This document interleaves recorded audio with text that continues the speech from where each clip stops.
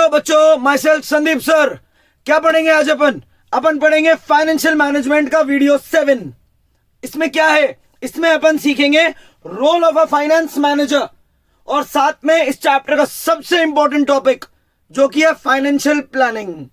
Financial planning की definition, इसका process, इसका टाइम पीरियड, इसके ऑब्जेक्टिव्स, इसकी इंपॉर्टेंस, सब कुछ एक ही वीडियो में। तो बिना टाइम वेस्ट किए अपन पढ़ाई स्टार्ट करते हैं। अब जो अपन टॉपिक स्टार्ट करेंगे वो है अबाउट फाइनेंशियल प्लानिंग। क्या होती है फाइनेंशियल प्लानिंग? बहुत सिंपल है। इसका मतलब मैं एक कंपनी हूं, मुझे कोई प्रोजेक्ट स्टार्ट करना है, डन। तो उसके लिए प्लान तो बनाऊंगा ना, कौन सा प्रोजेक्ट स्टार्ट करना है, उसके लिए कितना पैसा चाहिए और वो पैसा कहां से आएगा। बस खत्म, बन गई डेफिनेशन। यही होती है financial planning. It means estimating the fund requirement. बोलो मुझे तो तुम्हें लर्न कराना है।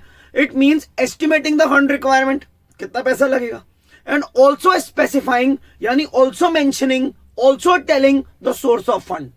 कितना पैसा चाहिए और वो पैसा कहां से आएगा। डेट लेना है या इक्विटी लेना है, यानी शेयर्स बेचने हैं, डिबेंचर्स बेचने हैं, बैंक से लोन लेना है। This is called financial planning. आ गया। इसकी एक और डेफिनेशन बनती है, सुनना। इसका मतलब इस डेफिनेशन का, सेकेंड डेफिनेशन का, preparation of a financial blueprint, यानी पहले से ही प्रिपेयर करना एक ऐसा ब्लूप्रिंट, एक ऐसा लेआउट इन डिजिट्स, यानी चीजों का नाम लिखना कि किस चीज पे कितना पैसा लगेगा और साथ में डिजिट भी मेंशन करना। चीजों का नाम लिखना, जैसे भाई कोई भी प्रोजेक्ट स्टार्ट करना है तो हमें क्या क्या चीज चाहिए, जमीन चाहिए, मोटर व्हीकल चाहिए, मशीन चाहिए, करंट एसेट चाहिए, उनके नाम मेंशन करना और साथ में उनकी वैल्यू भी कि इतने रुपए का हमें ये चीज चाहिए। बोलो definition, preparation of a financial blueprint of a companies future operation, यानी फ्यूचर में जो होने वाला खर्चा है उसका पहले से ही एक ब्लूप्रिंट तैयार करके रखना। बस बन गई दो डेफिनेशन। ये देखो, it is the process of estimating the fund requirement, यानी किसी भी प्रोजेक्ट के लिए कितना पैसा चाहिए, and also specifying the source of fund, यानी पैसा कौन से सोर्स से आएगा, यानी पैसा कैसे उठाएं, कितना और कैसे उठाएं। यानी हम शेयर्स बेचे, इक्विटी के लिए जाएं, या हम पब्लिक से डेट ले यानी कर्जा ले। और दूसरी डेफिनेशन ये रही, it means preparation of financial blueprint of a companies future operation, यानी जो भी प्रोजेक्ट हम फ्यूचर में स्टार्ट करने वाले हैं उसका आज ही बैठ के एक फाइनेंशियल लेआउट बनाना, यानी ऐसे आइटम्स का नंबरिंग डालना, उनका यहां नाम लिखना आइटम्स का और उनकी वैल्यू लिखना कि भाई कितना रुपया किस चीज के लिए चाहिए। That is called financial planning. ठीक है, ये इसकी दो डेफिनेशंस है, एक बार आप screenshot low. Next topic, explain the time period of financial planning. देखो, वैसे तो मैं आपको एडवाइस दूंगा, आज की दुनिया बहुत अनप्रिडिक्टेबल हो गई है, कभी भी कोई भी चेंज जल्दी से हमारे बिजनेस को इफेक्ट कर लेता है। तो प्लानिंग शॉर्ट टर्म के लिए करो तो बेटर है। शॉर्ट टर्म प्लानिंग, ये शॉर्ट टर्म प्लानिंग इसका मतलब बजट बनाना। हमारी गवर्नमेंट तक एक साल का बजट बनाती है, एक साल से ज्यादा का बजट नहीं क्रिएट बना के देती है। Short term planning is called creating budgets. Planning in it is done for 1 year और लेस, एक साल या उसके कम के लिए प्लान करना। इसका मतलब अपन ने पढ़ा हुआ है बेसिकली कंपनी का वर्किंग कैपिटल क्या होना चाहिए, वर्किंग कैपिटल यानी करंट असेट्स की वैल्यू क्या होनी चाहिए, कौन कौन से करंट असेट होने चाहिए, उनकी क्या वैल्यू होनी चाहिए। That is called short term planning, कम समय के लिए प्लान करना। नेक्स्ट, लॉन्ग टर्म प्लानिंग, जिसमें हम फिक्स्ड कैपिटल से रिलेटेड डिसीजन लेते हैं कि हमें जमीन लेनी है, हमें मोटर व्हीकल लेना है, हमें प्लांट एंड मशीनरी लेनी है, या हमें कोई बड़ा प्रोजेक्ट स्टार्ट करना है। इसके लिए हम बनाते हैं लॉन्ग टर्म प्लान्स। लेकिन कितना long term? Usually for 3 to 5 years. जमाना आजकल रहा नहीं कि आप बहुत लंबे प्लान बनाओ। That is why I am advising कि आप बेटर है आप शॉर्ट टर्म प्लानिंग करो, एक साल या उससे कम के लिए प्लानिंग करो, यानी बजट बनाओ। Short term plan are also called budgets. They are basically done to satisfy our working capital requirements. In it, we are mentioning the amount of cash, stock we need, जो भी current assets होते हैं। इसके अलावा होती है long term planning, which is done for a very long period of time. वो long period भी आजकल 3 to 5 years ही हो गया, यानी किसी नए प्रोजेक्ट में इन्वेस्ट करना, बड़े बड़े असेट्स बाय करना, फिक्स्ड कैपिटल से रिलेटेड डिसीजन लेना। डन। ये आप स्क्रीनशॉट लो, ये लिख कर आना आप time period of financial planning में। नेक्स्ट टॉपिक है explain the process of financial planning. Financial planning कैसे करते हैं? फाइनेंशियल प्लानिंग 3 स्टेप्स में होती है। सबसे पहला स्टेप होता है सेल्स फोरकास्ट। इसका मतलब होता है ये बताओ कि आपका सेल्स टारगेट क्या है, यानी आप कितना माल बेचना चाहते हो। देखो, आप जितना माल बेचने की सोचते हो ना, उतना ही माल आपको बनाना पड़ेगा। लेट अस अज्यूम कि हम आपके लिए 5 इयर्स का प्लान बना रहे हैं, तो आप सबसे पहले ये तो बताओ कि आपका सेल्स टारगेट क्या है। क्योंकि देखो, अगर आप ज्यादा माल बनाने के बारे में सोच रहे हो तो उतना ही माल पहले बनेगा भी, यानी उतनी बड़ी लैंड एंड बिल्डिंग, उतनी ज्यादा मशीनें आपको खरीदनी पड़ेगी, उतना इन्वेस्टमेंट होगा आपका फिक्स कैपिटल में on basis of your sales, उतना ही वर्किंग कैपिटल में इन्वेस्ट होगा, यानी उतना ही मुझे आपके लिए कैश इन हैंड अरेंज करना पड़ेगा ताकि आप लोगों को टाइम से सैलरी दे पाओ, जगह का रेंट दे पाओ, बिजली के बिल पे कर पाओ, उतना ही अपन इन्वेंट्री यानी स्टॉक में इन्वेस्ट करेंगे। तो everything depends on sales. Financial planning अगर करनी है तो सबसे पहले ये बताओ कि कितना माल बेचने के बारे में सोच रहे हो। अगर सेल्स का टारगेट ज्यादा है तो गारंटी है आपकी वर्किंग कैपिटल और फिक्स कैपिटल दोनों में बहुत ज्यादा इन्वेस्टमेंट होगा। हमें ऐसा प्लान बनाना पड़ेगा यानी कि कभी भी पैसे की शॉर्टेज ना पड़े और हम बहुत इजीली फिक्स कैपिटल और वर्किंग कैपिटल की रिक्वायरमेंट सेटिस्फाई कर पाए। ठीक है, अब ध्यान से सुनो। प्लान बनाना था मान लो 5 साल के लिए। अब पहला साल खत्म हुआ, ठीक है, हमने कुछ तो माल बेचा होगा, हमारी कमाई हुई होगी, कमाई में से हमने सारे खर्चे काटे तो कुछ तो प्रॉफिट बचेगा, हमने शेयर होल्डर को डिविडेंड भी दे दिया, उसके बाद जो पैसा बचा that is called retain earnings. अब हमने इस रिटेन अर्निंग को, सेकेंड ईयर स्टार्ट हो रहा है ना, तो हमने इस रिटेन अर्निंग को बिजनेस में री इन्वेस्ट करा। यानी हमने जब सेकेंड ईयर प्लान बनाया तो हमने फिर देखा कि हमको टोटल कितना खर्चा करना पड़ेगा, तो सबसे पहले उस खर्चे का इंतजाम हमने कहां से करा? हमारी रिटेन अर्निंग्स से। वापस रिपीट करता हूं, हमने पहला साल स्टार्ट किया, पहले साल में हमने पैसा अरेंज कर लिया थ्रू इक्विटी या डेट, मान लो हमने बिजनेस चलाया 1 साल, 1 साल बाद हमारी कुछ तो कमाई हुई, कमाई में से हमने सारे खर्चे दिए, हमने शेयर होल्डर को डिविडेंड भी दे दिया, बचा हुआ पैसा इज कॉल्ड रिटेन अर्निंग। इसको बोलते हैं फंडिंग थ्रू इंटरनल सोर्स, खुद का पैसा धंधे में री इन्वेस्ट करना नेक्स्ट ईयर से। तो हमने क्या करा, इस जुड़े हुए पैसे को, सेकेंड ईयर जब स्टार्ट हुआ तो इस जुड़े हुए पैसे को सबसे पहले धंधे में री इन्वेस्ट करा। ये देखो, ये लिखा मैंने आपके लिए, ये रहा एस्टिमेटिंग एक्सपेक्टेड प्रॉफिट, जो मैंने भी समझाया ना वो ये रहा, ये देखो ये रहा इंटरनली। यानी जब पहला साल खत्म हो जाए तो आप सबसे पहले अपने जुड़े हुए पैसे को धंधे में री इन्वेस्ट करें, आप अपना टोटल बजट वापस बनाएं। जैसे मान लो बजट बना सेकेंड ईयर का 100 करोड़ और आपको प्रॉफिट पहले साल में हो गया मान लो 30 करोड़ का, मतलब ये बच गया 30 करोड़। तो भाई अब आप जो सेकेंड ईयर में 100 करोड़ खर्च करने के बारे में सोच रहे हो ना, उसमें से ये 30 करोड़ जो फर्स्ट ईयर का प्रॉफिट है इसको धंधे में री इन्वेस्ट करो। बचे कितने? 70 करोड़, ये आएगा बाहर से, ये पैसा एक्सटर्नल सोर्सेस से आएगा, इसके लिए आपको वापस डेट या इक्विटी पे डिपेंड होना पड़ेगा। तो 3 स्टेप हुए। पहला, सबसे पहले आप सेल्स फोरकास्ट करो। बोलो मेरे साथ, सेल्स फोरकास्ट करना पहला स्टेप है। जितना माल बनाने के बारे में सोच रहे हो उतना ही पैसे का इंतजाम करना पड़ेगा फिक्स कैपिटल के लिए और वर्किंग कैपिटल के लिए। डन। सेकेंड चीज, जब आपका पहला साल खत्म हो जाए तो जितना भी आपका प्रॉफिट आप एस्टिमेट कर रहे हो, अगर वो जनरेट हो जाता है तो सबसे पहले तो इस प्रॉफिट को दोबारा से बिजनेस में री इन्वेस्ट कर दो। सेकेंड ईयर जब स्टार्ट हो ना, तो ये जो फर्स्ट ईयर में जो प्रॉफिट कमाया है इसको सबसे पहले री इन्वेस्ट करो। और अगर पैसा शॉर्ट पड़ रहा है, पैसा कम पड़ रहा है, चाहिए ज्यादा, तब जाकर आप नेक्स्ट ईयर एक्सटर्नल फंड्स पे डिपेंड हो, तब जाकर आप वापस से पब्लिक से डिबेंचर या शेयर्स वगैरह बेचो। चलो आप इसका स्क्रीनशॉट ले लो बच्चों। नेक्स्ट टॉपिक है बेटा, explain objectives of financial planning. देखो, हम जो फाइनेंशियल प्लानिंग करते हैं ना, इसके पीछे हमारे सिर्फ 2 ऑब्जेक्टिव्स होते हैं। पहला ये होता है कि अगर हम कोई प्रोजेक्ट स्टार्ट कर रहे हैं तो हमें पहले से पता होना चाहिए कि उस प्रोजेक्ट में कितना पैसा लगेगा, वो पैसा हमें कब चाहिए, एग्जैक्ट डेट कौन सी होगी जिसमें हम मार्केट से पैसा उठाएंगे, और थर्ड, पैसा कैसे उठाएंगे, हम पब्लिक को शेयर्स बेचेंगे या डिबेंचर्स बेचेंगे या बैंक से लोन लेंगे। इसको इंग्लिश में क्या बोलेंगे इस ऑब्जेक्टिव को? बोलो मेरे साथ, ensuring availability of funds whenever needed. हम इसलिए पहले से प्लान बना के चलते हैं टू एंश्योर, बोलो बोलो, to ensure availability of funds whenever needed. यानी जब भी कंपनी को पैसा चाहिए हो, हम रेडी हैं। हम एक फाइनेंस मैनेजर है, हमने पहले से प्लान बना रखा है कि बस जैसे ही कंपनी के ओनर ने हमको बोला कि ये वाला प्रोजेक्ट स्टार्ट कर दो, तो हमने प्लानिंग कर रखी है। हमें मालूम है कि उस प्रोजेक्ट में कितना पैसा लगेगा, वो पैसा कब उठाना है मार्केट से, और कौन सा सोर्स यूज करना है। ये मैंने आपके लिए पहले ही लिख दिया, ये रहा, पढ़ो।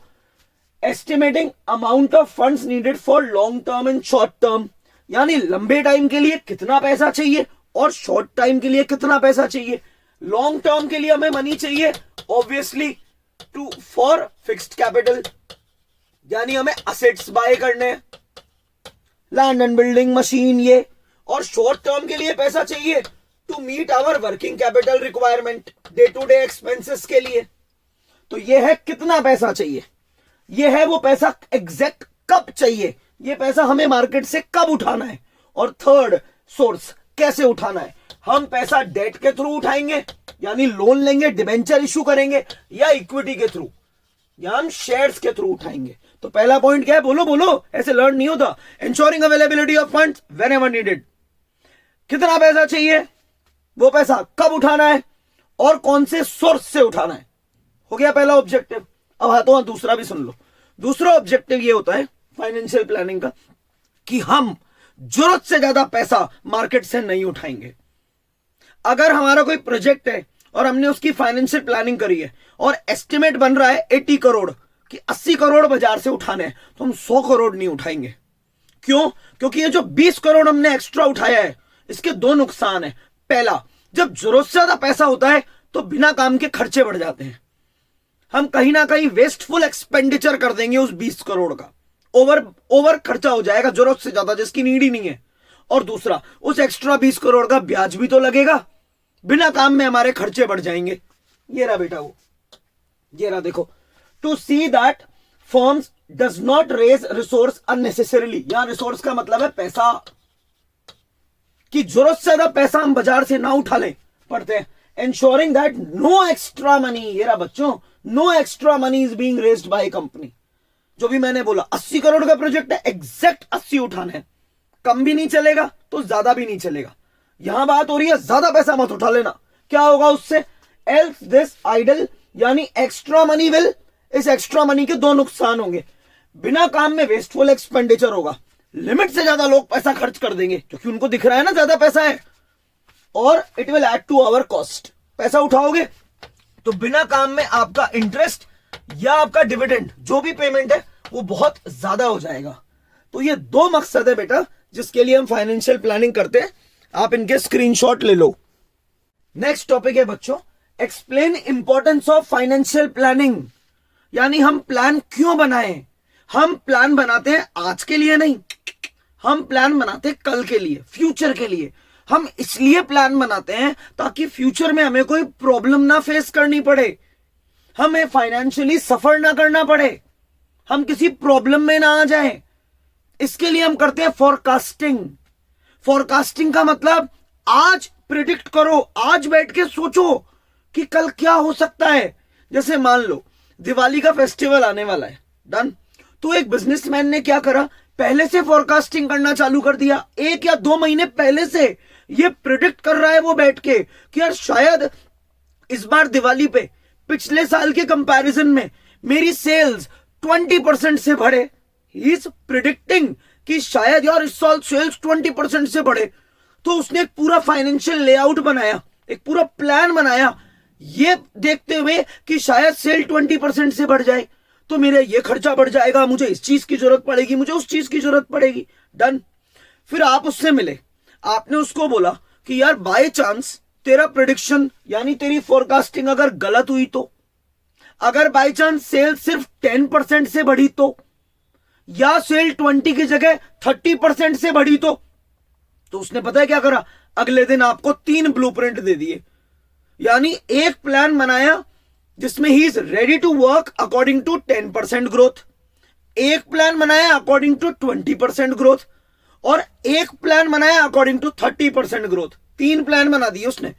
मैंने पूछा ये क्या करा, बोले यार मैंने ये इसलिए करा ताकि तीनों में से अगर कोई सी भी सिचुएशन मुझे रियलिटी में फेस करनी पड़े तो मैं एंड टाइम पे प्लान ना बनाऊं, मैं एंड टाइम पे सफर ना करूं, मेरे हाथ पैर ना टूट जाएं कि ये क्या हुआ। तो मैंने तीनों सिचुएशंस को फेस करने के लिए पहले से ही एक प्लान बना लिया ताकि रियलिटी में मुझे कोई प्रॉब्लम ना आए। ये फर्स्ट इंपॉर्टेंस होती है प्लानिंग की। ये लिख दिया मैंने पूरा जो भी मैंने आपको समझाया, ठीक है, कि इट हेल्प्स इन फोरकास्टिंग यानी प्रिडिक्टिंग फ्यूचर। हम आज बैठ के सोचते हैं कि कल क्या होने वाला है और हम उसे फेस करने के लिए बहुत बढ़िया प्लान बना के रखते हैं। ये फर्स्ट है ना, यही है बस डिटेल में। इसके अलावा अभी 5 इंपॉर्टेंस और है, टोटल 6 है ये। जो बाकी 5 है उसमें सिर्फ आपको स्टेटमेंट लिखकर आना है, आपको उन्हें एक्सप्लेन नहीं करना। देखो उसमें अपन नॉर्मल जो प्लानिंग करते हैं ना अपन, फ्यूचर को लेके प्लान बनाना, बस उसके फायदे लिखेंगे। जैसे सेकंड इंपॉर्टेंस, अगर आप प्लान बनाओगे तो रियलिटी में आपको कभी कोई झटके नहीं लगेंगे क्योंकि ये क्या हो गया मेरे साथ, क्योंकि you have already made a plan to face all kind of situations. तो आपको कोई बिजनेस में शॉक या कोई झटका यानी कोई सरप्राइज नहीं लगेगा। नेक्स्ट ये देख, चलो बता देता हूं, ये रहा ये। It helps in avoiding business shocks and surprise. बस ये स्टेटमेंट लिखना है इसमें बेटा, है ना, कोई एक्सप्लेनेशन नहीं करनी कि अगर तुम प्लान अकॉर्डिंग चलोगे तो तुम्हें कभी भी कोई झटका या कुछ झटका नहीं लगेगा कि ये क्या हो गया, अरे तुम तो पहले से ही रेडी हो हर टाइप की सिचुएशन फेस करने के लिए। ये लिखना है इसमें। डन। थर्ड, प्लान का फायदा है नॉर्मल फायदा, वो ये है कि अगर आप प्लान अकॉर्डिंग वर्क करोगे तो आपके रिसोर्सेज वेस्ट नहीं होंगे, क्योंकि आप हर काम प्लान अकॉर्डिंग कर रहे हो। टाइम, मनी, एफर्ट कुछ भी वेस्ट नहीं होगा। आपको पता है आप सही डायरेक्शन में काम कर रहे हो, so it does not lead to any kind of wastage. No duplication of work, कोई काम 2 बार नहीं होगा, यानी 2 व्यक्ति आपकी ऑर्गेनाइजेशन में सेम टास्क नहीं करेंगे क्योंकि सबको अपना काम ऑलरेडी पहले से पता है। ये लिखा बेटा इसमें, ये लिख कर आना, बस इतना सा। It helps in reducing wastage of resource, time, money और एफर्ट वेस्ट नहीं होगा, और duplication of work, it helps in reducing duplication of work. कोई काम 2 बार नहीं होगा, सबको पता है उन्हें क्या काम करना है। टोटल 3 इंपॉर्टेंस तो हो गई, 3 और है, 4, 5, 6। देखो क्या है, कैसे लर्न करते हैं। It tries to create a link between investment and financing decision. ये एक हेडलाइन है, बोलो। It tries to create a link between investment and financing decision, यानी प्लान बनाने से हमें यह पता रहता है कि हम जो पैसा उठा रहे हैं, फाइनेंसिंग डिसीजन होता है, यानी हमने जो पैसा उठाया है उसे हमें कहां इन्वेस्ट करना है। हम ऐसे ही तुक्के में पैसा नहीं उठा रहे और हम ऐसे ही तुक्के में मन करा जो इस प्रोजेक्ट में उसको नहीं लगा रहे। So there is a proper link between, बोलो ना, there is a link, it tries to create a link between investment and financing decision. Next importance, it tries to create a link between your present and future. हाँ बेटा यही line लिखनी है, यही है आपकी एनसीईआरटी में, आपको लिखकर आनी पड़ेगी इसकी इंपॉर्टेंस में।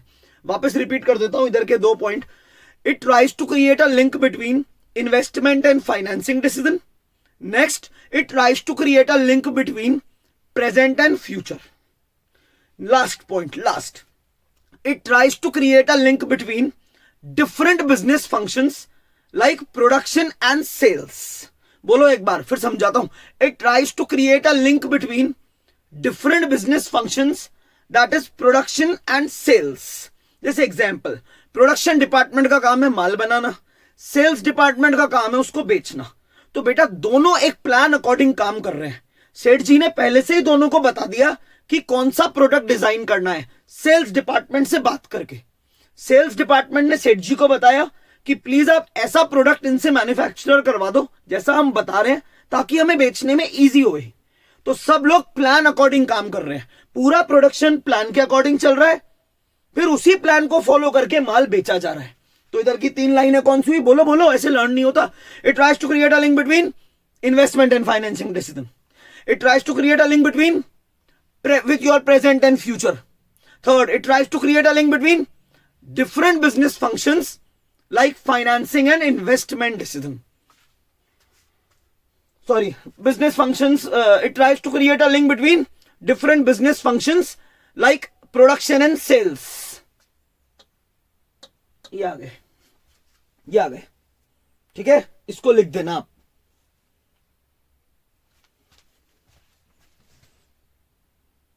नेक्स्ट टॉपिक है बच्चों explain the importance of financial management. इसकी ट्रिक है सब, एस स्क्वायर, ए स्क्वायर और बी। ये 5 हेडलाइंस है, 2 एस से स्टार्ट होगी। ये रही, मैं लर्न कर रहा हूं। Size and composition of fixed asset, size and composition of current asset, ये हो गई 2 लर्न। अब इसके अंदर क्या लिखना है? साइज यानी कितने रुपए के, कितने अमाउंट के, और कॉम्पोजिशन यानी किस टाइप के, कौन कौन से फिक्स्ड एसेट हम खरीदें। यानी हमारे बिजनेस में हमें कितने अमाउंट के और किस टाइप के फिक्स्ड एसेट, यानी land and building, plant and machinery, motor vehicle, furniture चाहिए। क्या लिखोगे? बोलूं मैं? बोलूं size and composition of fixed asset, मेरे साथ बोलो। It means you have to determine what type of fixed asset you need to run your business and how much amount you have to invest in it। एक तरीके से देखा जाए, अपन ने पढ़ लिया था एक factors affecting fixed capital decision, वो है ये, यानी फिक्स्ड कैपिटल से रिलेटेड डिसीजन लेना। एक और बार बोलूं, it means you have to decide, if you are starting a company, you have to decide what kind of fixed assets you need and how much money you have to invest in it। आ गया? Same current asset, size वही, कितने amount के, size यानी कितना पैसा लगाएं current assets में। Current asset कौन से होते हैं बेटा? जैसे कैश इन हैंड, जैसे ट्रेड रिसीवेबल, जैसे दुकान का स्टॉक, इनमें कितना पैसा अटका रहे।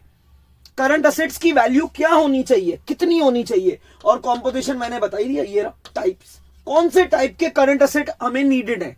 ये अपन ने फिक्स कैपिटल डिसीजन में पढ़ा था, और करंट असेट अपन पढ़ चुके।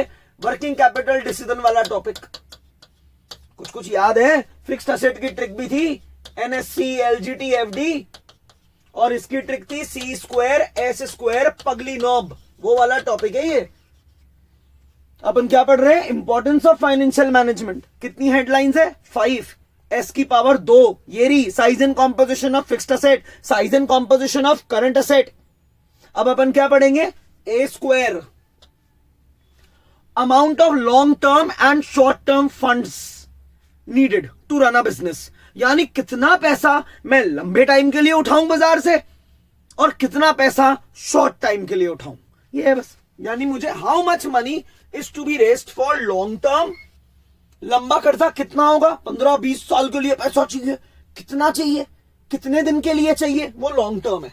और शॉर्ट टर्म यानी मुझे 1-2 साल के लिए भी उधार चाहिए।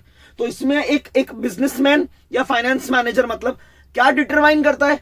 वो ये डिटरमाइन करता है कि मुझे लॉन्ग टर्म के लिए या मुझे शॉर्ट टर्म के लिए कितना पैसा चाहिए, ये डिटरमाइन करना। Next, all items in P&L account. इसका मतलब ये ए स्क्वायर चल रहा है ना, एस की पावर 2, ए की पावर 2 और B. All items in P&L account मतलब जो हम हमारा प्रॉफिट एंड लॉस अकाउंट बनाते हैं, उसमें इधर कमाई लिखते हैं और इधर खर्चे लिखते हैं। डन। अगर मैं डेट लूंगा तो मुझे इधर इंटरेस्ट लिखना पड़ेगा। अगर मैं इक्विटी यानी मैं शेयर्स बेचूंगा तो मुझे इधर डिविडेंड लिखना पड़ेगा। डन। और ऑब्वियसली मैं इधर टैक्स भी लिखूंगा, गवर्नमेंट को टैक्स भी दूंगा। तो सिंपल। आपका P&L अकाउंट कैसा दिखेगा? आपका P&L अकाउंट की डिजाइन क्या होगी? उसमें कौन कौन से आइटम्स, आपके P&L अकाउंट में कौन कौन से आइटम्स शो होंगे, ये आपके डिसीजन पे डिपेंड करता है। आप डेट ज्यादा लोगे, बोलो यार, तो इंटरेस्ट शो होगा।